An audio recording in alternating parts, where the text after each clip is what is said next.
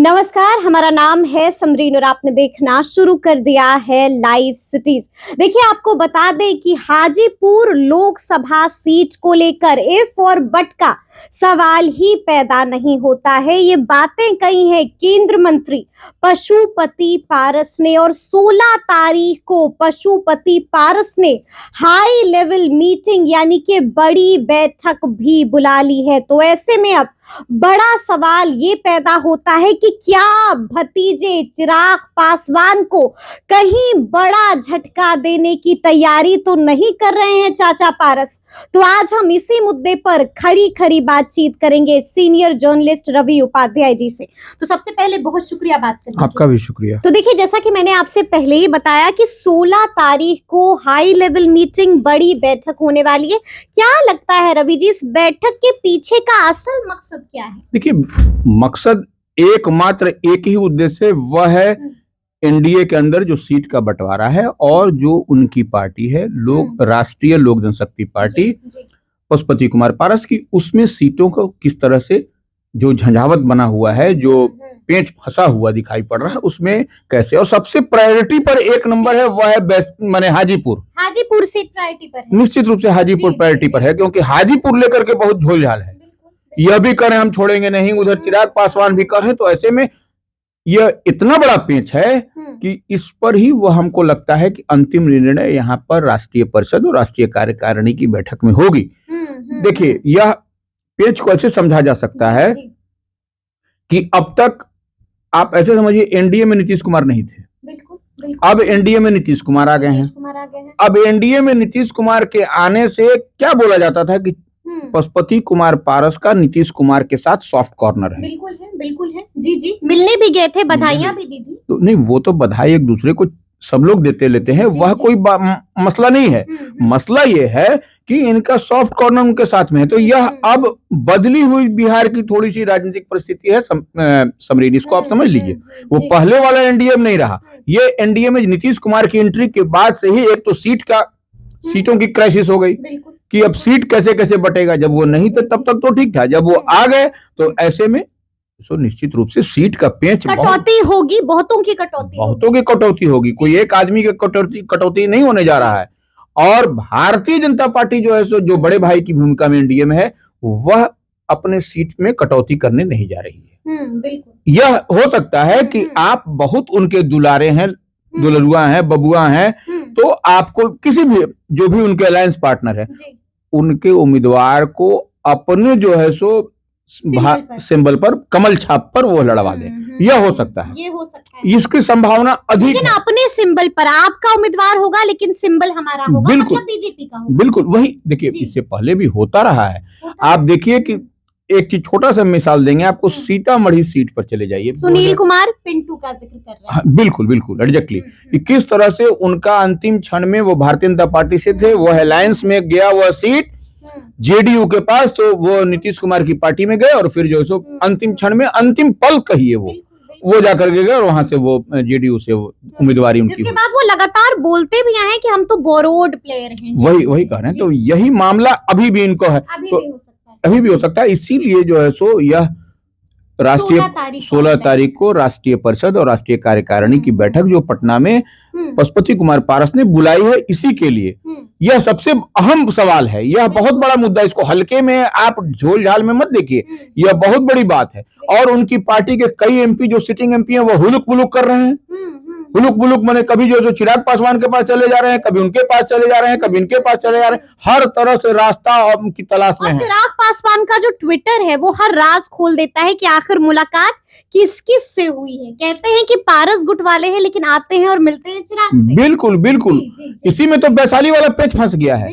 न वो चाचा के रहे, न वो भतीजा के रहे। वो अभी महबूब अली कैसर ने भी मुलाकात की है। वही ने कहा, महबूब अली कैसर जो चिराग पासवान से भी मिलते हैं और उधर जाकर के पारस जी से भी मिलते हैं। तो वो सेफ गेम वो लोग खेलते हैं। तो सेफ गेम पॉलिटिक्स में ऐसा नहीं होता। पॉलिटिक्स में वो जो हम आपको बता रहे हैं कि जैसे चिराग पासवान का एक विजन दिखाई पड़ता है कि बिहार फर्स्ट, बिहारी फर्स्ट, वो विजन को लेकर चल रहे हैं और उसमें तमाम युवा जो है उनके साथ में अटैच हैं वो।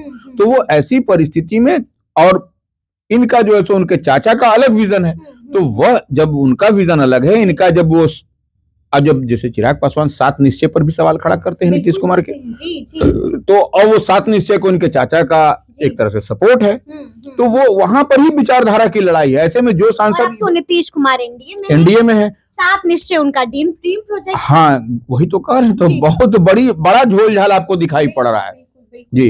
अच्छा, हम ये भी आपसे पूछना चाहेंगे रवि जी कि क्या हाजीपुर को लेकर जो पेच फंसा हुआ था, क्या पेच सुलझ गया है? क्या अमित शाह ने बता दिया है, पीएम मोदी ने बता दिया, क्या हरी झंडी मिल गई है क्या पारस जी को? नहीं, देखिए हाजीपुर का सीट का मसला जो है वो इतना जल्दी सुलझने वाला नहीं है, क्योंकि उन्होंने साफ कहा है ना कि हाजीपुर लोकसभा सीट को लेकर ए फॉर बट का सवाल ही पैदा नहीं होता है। एनडीए का एक फॉर्मूला भी बता दिया है, सिटिंग गेटिंग गो वाला फॉर्मूला। देखिए यह फॉर्मूला सब कुछ ठीक है, सिटिंग गेटिंग गो, लेकिन सिटिंग गेटिंग गो में यह चिराग पासवान का भी यहाँ पर दावा है। बिल्कुल है, क्योंकि वह सिटिंग गेटिंग गो में वह उनके उस समय जो है सो चिराग, जब उनके चाचा लड़ रहे थे, चिराग पासवान ने भी बैटिंग बॉलिंग किया था, तो वो बैटिंग बॉलिंग किया था, तो वो बैटिंग उनका रन काउंट नहीं किया जाएगा क्या? जब रन बनाइएगा एक टीम की ओर से तो वह रन काउंट होगा ना, खाते में आपके जाएगा ना कि नहीं जाएगा? खाता में फुस कर दीजिएगा, उसको जीरो में आप बोल्ड कर दीजिएगा। तो चिराग पासवान का वहां पे बहुत बड़ा योगदान है। इसको आप पारस जी की बॉडी लैंग्वेज अगर आप देखिए तो ऐसा साफ प्रतीत होगा कि हाजीपुर को लेकर कोई कॉम्प्रोमाइज, कोई सैक्रिफाइस, कोई बलिदान देने के मूड में ही नहीं है। देखिए तब चिराग पासवान भी बलिदान देने के मूड में नहीं है, वह भी दो हाथ करने के लिए उतावला है, वह भी है तैयार कि आ जाए, जो उसको मैदान में आना है, लेकिन वो अपनी विरासत को, जो पिता की विरासत है उसको वो नहीं छोड़ेंगे। किसी भी मैंने आप कितना भी ताकत झोंक दीजिए वो नहीं छोड़ेंगे। एकदम इसको अब लिख लीजिए कागज कलम पर कहीं, क्योंकि वो छोड़ नहीं सकते हैं एकदम नहीं। No compromise. अच्छा, हाँ वो कोई कॉम्प्रोमाइज नहीं करेंगे, हाजीपुर में अंतिम दम तक लड़ने के लिए एकदम वो तैयार है। ठीक है, आपने जिक्र कर दिया चिराग पासवान का रवि जी। चिराग पासवान को लेकर पॉलिटिकल कॉरिडोर्स में एक चर्चा है, और वो चर्चा ये है कि चिराग पासवान नाराज हो गए हैं क्योंकि चिराग पासवान चाहते थे कि उनकी मां राज्यसभा जाए, लेकिन ऐसा कहा जा रहा है कि अमित शाह और पीएम मोदी इसके लिए तैयार नहीं थे, और ये चर्चाएं हैं कि अब चिराग पासवान रूठ गए हैं, मुंह फुला लिया है। क्या सच्चाई? नहीं, ऐसी कोई बात नहीं है। भारतीय जनता पार्टी चिराग पासवान की माताश्री जो रीना पासवान है, स्वर्गीय रामविलास पासवान की पत्नी को राज्यसभा भेजने की पूरी तैयारी में, बीजेपी थी तैयारी में, एकदम ओके हो गया था, एकदम ओके था, सब कुछ मैंने था। वो लड़ना नहीं चाह रही है, वो जाना नहीं, हाँ रीना जी जाना नहीं जा रही। इसी को लेकर के उनके पार्टी के, चिराग पासवान की पार्टी के प्रदेश अध्यक्ष राजू तिवारी उनके जो सो नई दिल्ली स्थित सरकारी आवास पर करीब 4-5 घंटे तक धरना में बैठे रहे। धरना पर बैठे? हाँ, कि नहीं आपको जाना पड़ेगा। अच्छा। तो लेकिन रीना पासवान, हम एक बार और कई बार चर्चा में कह चुके हैं, रीना पासवान ने बड़ा दिल दिखाया और उन्होंने कहा कि नहीं, जो कार्यकर्ता, जो हमारी पार्टी के, जो उस बुरे वक्त में जब पार्टी टूट गई, जब पार्टी को तोड़ दिया गया, जो पार्टी खंड खंड कर दी गई, उस समय जो बुरे वक्त में जो कार्यकर्ता, जो सिपाही हमारे साथ मजबूती में, वो पहले जाएं।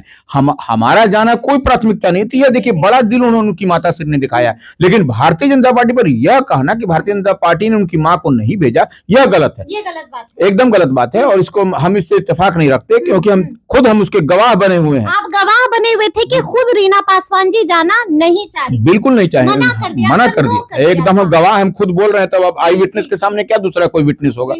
हम तो खुद आई विटनेस है उसके। कोई कितना भी कह दे, मैं इसको दावे के साथ कह रहा हूँ कि मेरे पास चिराग पासवान नाराज नहीं है नाराज।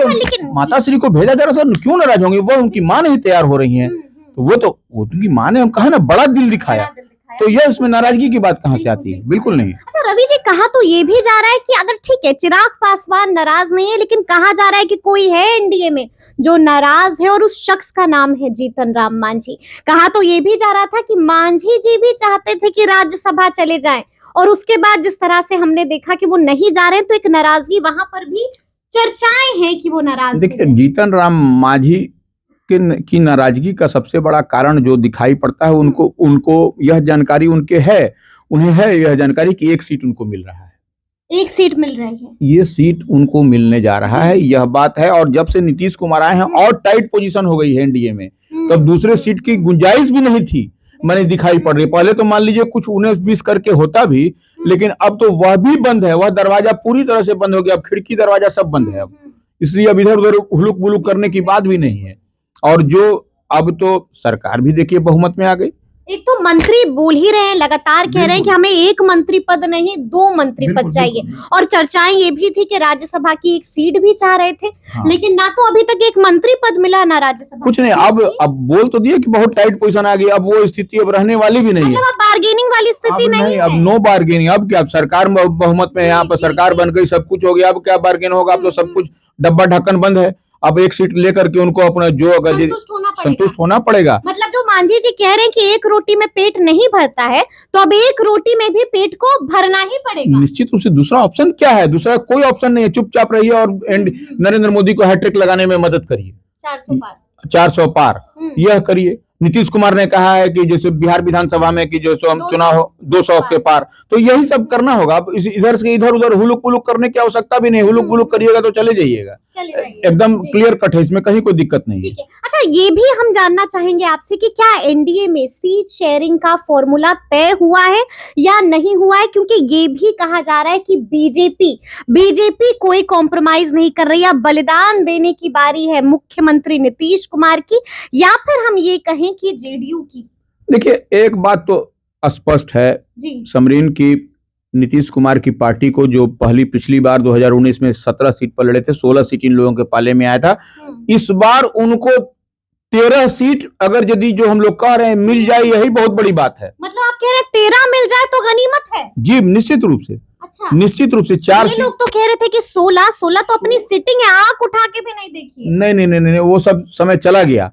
13 सीट मिल जाए और 4 सीट अदर स्टेट में इनको देने की बात हो सकती है। 1-2 सीट इधर उधर किया जा सकता है, लेकिन वो नहीं होना। 13 सीट पर हल्की माने जो बात छन के आ रही है, 13 सीट पर 12 हो जाए तो कहीं कोई वो भी गड़बड़ नहीं होगा। लेकिन इससे 16-17 वो जितनी ना वो सब कहां से देख रहे हैं स्थिति क्या है, मारा मारी की स्थिति है। 1 to 1 माने अब जीतन राम मांझी को 1 सीट, उपेंद्र कुशवाहा को 2 सीट, चिराग और पारस वही तो। अब देखिए, वही तो इतना बड़ा पेच है। यह जो 16 तारीख की जो पारस ने बैठक बुलाई है, यह सिर्फ यही एक मसला नहीं है हाजीपुर, यह भी एक मसला है उसमें कि जो है सो 2 सीट मिलेगा हमको, तो हम क्या करेंगे? कहीं चिराग को ज्यादा सीटें ना मिल जाए। और जो चिराग पासवान की पार्टी को उम्मीद है कि 5 सीट मिलेगा उसको, एकदम इसको कहीं इधर उधर आप झोल झाल में मत रखिए। 5 सीट उनकी पार्टी को किसी भी हंसते खेलते गाते आपको देना पड़ेगा। वो सीट पर उनका इम्पैक्ट है। ये वो नहीं दीजिएगा तो वह सीट जो है सो दूसरे के पाले में गया तो वह जो गड़बड़, खेल खत्म हो जाएगा वो। इसलिए यह नहीं है, चिराग पासवान जो है सो की नजर सब सीट पर है। और वह आप देखा ही कि किस तरह से 11 सीट पर वो चुनाव प्रभारी नियुक्त कर दिया गया। वो सब काम हो रहा है अंडरग्राउंड, तो काम तो उनका लंबे समय से हो रहा है। 2020 के विधानसभा चुनाव के परिणाम के बाद से ही चिराग पासवान कमोबेश सारे लोकसभा आपने 5 सीटों का जिक्र किया कि चिराग पासवान की नजरें 5 लोकसभा सीटों पर है। कौन सी है वो लोकसभा सीट? देखिए, उसमें जो है सो अब जैसे हाजीपुर तो उनका जमुई है। अब चलिए उनका खगड़िया। अच्छा, खगड़िया से महबूब अली के, हाँ, खगड़िया है उनका। खगड़िया पर भी वो पूरी 100% स्ट्राइक उनका रहेगा, उसमें आप इधर उधर झोल झाल नहीं करिएगा। वाल्मीकि नगर एक सीट है उनकी। अच्छा, वाल्मीकि नगर में भी चाह रहे हैं? वाल्मीकि नगर चाह रहे हैं क्योंकि उनकी पार्टी के प्रदेश अध्यक्ष राजू तिवारी की है, तो वो राजू तिवारी ने शुरू से उनके साथ स्ट्रगल किया है, कदम से कदम मिला करके। तो वो ऐसे में वाल्मीकि नगर वो चाह रहे हैं, उसमें कोई कंप्रोमाइज भी नहीं चाह रहे हैं, बिल्कुल। ये तो 4 सीट हुई, एक वैशाली की बात, बिल्कुल। मतलब ये 5 सीटें कॉम्प्रोमाइज करने के मूड में नहीं है चिराग पासवान। अगर यदि थोड़ा बहुत इधर उधर नेगोशिएशन हुआ तो जहानाबाद पर वो आएंगे। हाँ, जहानाबाद क्योंकि उनका पुराना गढ़ रहा है, तो वो अरुण कुमार एक्स MP है जहानाबाद से, तो वो सीट वो चाहेंगे। अगर खगड़िया से इधर उधर पलटा पलटी हुआ, लेकिन खगड़िया भी उनका पैतृक है, उसको भी नहीं छोड़ना चाहेंगे वो। तो रामविलास पासवान की एक तरह से समझिए कि वह भी भूमि है उनके पिताश्री की, तो उस पर भी वो इधर उधर नहीं जाने वाले हैं। तो यह सब बात है वहाँ। अच्छा, एक आखिरी सवाल आपसे पूछेंगे। जिस तरह से हम लोग देख रहे हैं, जैसा कि मैंने कहा कि कहा जा रहा है कि चिराग, आपने कहा कि उनके भी कई कंसर्न्स हैं, वो यहाँ पर कॉम्प्रोमाइज नहीं करेंगे। जीतन राम मांझी की बात हमने आपको कर ही दी है, उपेंद्र कुशवाहा भी है। क्या लगता है, कहीं लोकसभा चुनाव से पहले एनडीए में कोई फूट टूट तो नहीं ना हो जाएगी? नहीं, फूट टूट नहीं होगी, क्योंकि देखिए सारे लोग समझदार हैं और वो जान रहे हैं कि अगर हम एनडीए की नौका से उतरे, उस पर नाव से उतरे, तो हमारा परिणाम पहले ही आ जाएगा, बंटाधार हो जाएगा, बंटाधार चुनाव से पहले ही परिणाम आ जाएगा। इसलिए वह कोई उतरने वाला नहीं है, जो नहीं कोई नहीं उतरने वाला है। ये अब वो स्थिति अब बदल गई है कि अब उतर करके इधर से उधर आंख दिखा रहे हैं। आंख दिखाने की नौबत नहीं है, अब पूरा समीकरण एकदम बदला हुआ है बिहार का। तो ऐसे में आपको जो है सो परिणाम भी कुछ आपको उसी टाइप का दिखाई भी पड़ेगा। लेकिन अब कोई भी अगर यदि राजनीतिज्ञ है, पॉलिटिशियन है, जो समझ रहा है कि हमको अचीव करना है, कुछ देना है, तो वो ऐसी परिस्थिति में वो कोई भी इधर उधर नहीं करेगा, सब मजबूती के साथ मतलब सबको बलिदान देना पड़ेगा और सबको अगर उस नौका पे सवार होना है और नौका को मतलब लहर को पार करनी है, तो आपको बलिदान देना ही निश्चित रूप से। उसके अलावा कोई दूसरा अल्टरनेट है ही नहीं है। दूसरा अल्टरनेट है क्या, आप बताइए ना। आपको कहीं कोई दिखाई पड़ता? इधर देख रहे हैं कि महागठबंधन की क्या इंडिया अलायंस की स्थिति है बिहार में, और इधर एनडीए कैसा करता चला जा रहा है। आप देख लीजिए, सारा जो सामाजिक समीकरण है उसको साध दिया है। आप राज्यसभा के चुनाव में ही देखिए ना, तमाम लोग A to Z की बात करने वाले कहाँ चले गए, जो सभी जो अति पिछड़ा, तो वो सब कुछ को साध दिया गया है। इसलिए अब वो कोई बात ही नहीं रही, कोई बात ही नहीं रही। तो सुना आपने क्या कुछ बताया है रवि उपाध्याय जी ने। देखिए, तफसील से हम लोगों ने चर्चा की है कि आखिर चाचा पारस करने क्या जा रहे हैं। भतीजे चिराग के मन को टटोलने की भी हम लोगों ने कोशिश की है। तो ये पूरी बातचीत आपको कैसी लगी है, कमेंट करके हमें जरूर बताइएगा। तो इस तरह के तमाम अपडेट्स के लिए ऐसे ही हमारे साथ बने रहिएगा और देखते रहिएगा लाइव सिटीज। बहुत शुक्रिया।